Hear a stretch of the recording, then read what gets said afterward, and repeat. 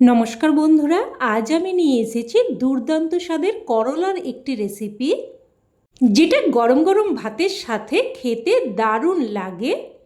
করলা একটি ভীষণ উপকারী সবজি, তবে তা সত্ত্বেও এর তেঁতো ভাবের জন্য আমরা কিন্তু অনেকেই খেতে চাই না। বলতে পারেন করলা খেতে ভালোবাসে এমন লোকজন কিন্তু খুঁজে পাওয়া মুশকিল। তবে আমি আজ যেভাবে বানাবো, এইভাবে বানালে করলার তেঁতো ভাবটা অনেকটাই কমে যাবে, আর খেতেও কিন্তু দারুণ মুখরোচক, দারুণ টেস্টি লাগবে।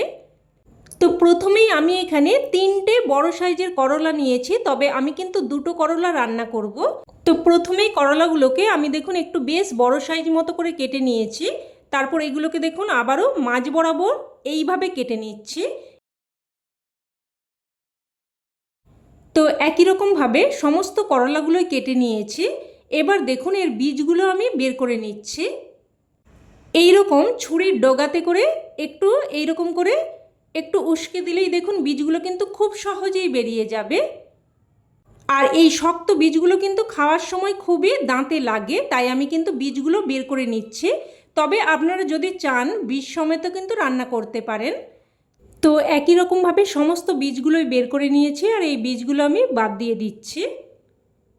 এবার করলাগুলোকে আমি খুব ভালোভাবে ধুয়ে নেব। তো প্রথমে কিন্তু আমি একবার ধুয়ে কেটেছি, তারপর কাটার পর আমি আরও একবার ভালোভাবে ধুয়ে নিলাম। এবার এইগুলো একটা প্লেটের মধ্যে উঠিয়ে নিয়েছি। তারপর এর মধ্যে দিয়ে দিলাম স্বাদ অনুযায়ী লবণ, দিয়ে দেব পরিমাণ মতো প্রায় হাফ চামচ মতো হলুদ গুঁড়ো, হাফ চামচ মতো দিয়ে দিচ্ছি কাশ্মীরি লঙ্কার গুঁড়ো।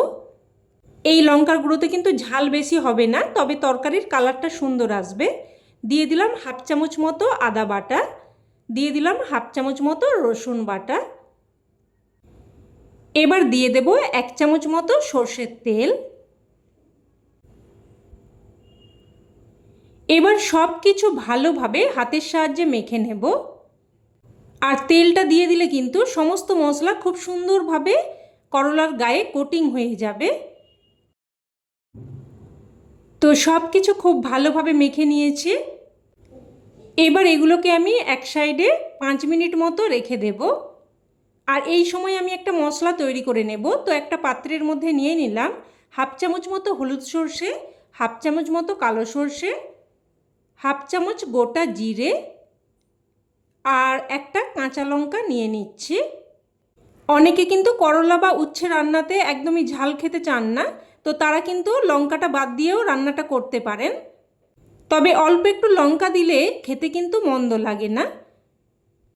তো এগুলোকে আমি দেখুন একদম শিলেতে করে মিহি করে বেটে নিয়েছি। তবে আপনারা চাইলে কিন্তু মিক্সার গ্রাইন্ডারে করেও বেটে নিতে পারেন। যেহেতু অল্প মশলা, তাই কিন্তু আমি শিলেতে করেই বেটে নিয়েছি।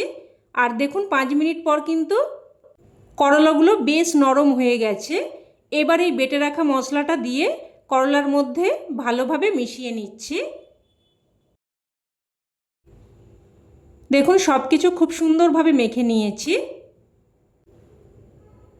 এবার এদিকে গ্যাস অন করে কড়াই বসিয়ে দিয়ে দিলাম প্রায় 2 চামচ মতো সর্ষের তেল। তেলটাকে খুব ভালোভাবে গরম করে নেব। তেল ভালোভাবে গরম করে নিয়ে এবার এর মধ্যে মেখে রাখা করলা দিয়ে দিলাম। সব কিছু একটু নাড়াচাড়া করে মিশিয়ে নেব। একটু নাড়াচাড়া করে মিশিয়ে নিয়ে এবার দেখুন প্রতিটা করলাকে আমি এইভাবে একটা একটা করে ছড়িয়ে দিচ্ছি, যাতে করে সমস্ত করলা একই সাথে সমপরিমাণে সেদ্ধ হয়। তো সমস্ত করলাগুলোকে কিন্তু আমি একটা একটা করে ছড়িয়ে দিয়েছি। এবার একটা ঢাকনা দিয়ে মিডিয়াম ফ্লেমে প্রায় কিন্তু 4 থেকে 5 মিনিট মতো রান্না করে নেব। গ্যাসের ফ্লেমটাকে কিন্তু একদম হাইতে রাখবেন না, লো টু মিডিয়ামে রেখে এক পিঠ রান্না করে নিয়েছি। এবার অপর পিঠ দেখুন উল্টে দিচ্ছি। দেখুন এক পিঠ কিন্তু বেশ লাল রং ধরে গেছে। সমস্তগুলো উল্টে দিয়ে আবারও একটা ঢাকনা দিয়ে লো টু মিডিয়াম ফ্লেমে প্রায় 4 থেকে 5 মিনিট মতো রান্না করে নেব। এবার আমি এখানে নিয়েছি একটা বেশ বড় সাইজের পেঁয়াজ।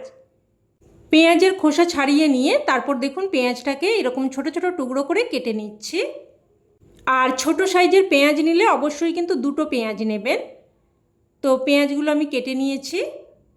এবার এদিকে ঢাকনা দিয়ে কিন্তু লো টু মিডিয়াম ফ্লেমে প্রায় 4 থেকে 5 মিনিট মতো রান্না করে নিয়েছি।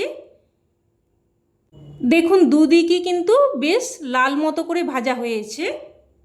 তবে করলা কিন্তু এখনও একদম ভালোভাবে সেদ্ধ হয়নি।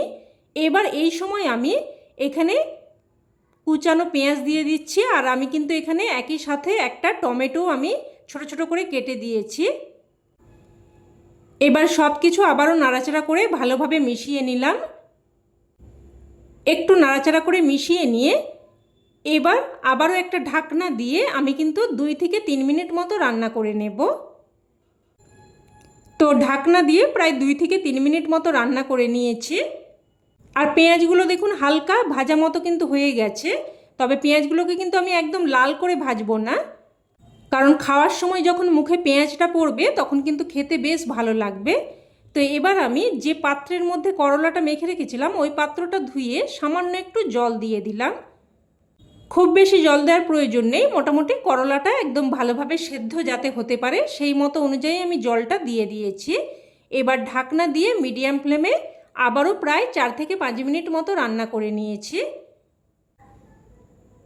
সব কিছু আবারও নাড়াচাড়া করে মিশিয়ে নেব আর দেখে নেব করলা ভালোভাবে সেদ্ধ হয়েছে কিনা। তো দেখুন আপনাদের দেখিয়ে দিচ্ছি। দেখুন করলা কিন্তু একদম ভালোভাবে সেদ্ধ হয়ে গেছে। আর একটা জিনিস কিন্তু অবশ্যই খেয়াল রাখবেন, করলা যাতে খুব ভালোভাবে সেদ্ধ হয়ে যায়। তো দেখুন কতটা সুন্দরভাবে সেদ্ধ হয়ে গেছে। এবার আমি এখানে দিয়ে দেব কিছু কসুরি মেথি। তবে আপনাদের কাছে যদি ধনেপাতা থাকে কসুরি মেথির পরিবর্তে কিন্তু ধনেপাতাটাও দিতে পারেন। তো হাতে করে একটু ঘষে কসুরি মেথিটা দিয়ে দিলাম। কসুরি মেথিটা দিয়ে দিলে কিন্তু একটা দারুণ সুন্দর ফ্লেভার আসবে। তো সব কিছু ভালোভাবে মিশিয়ে নিলাম।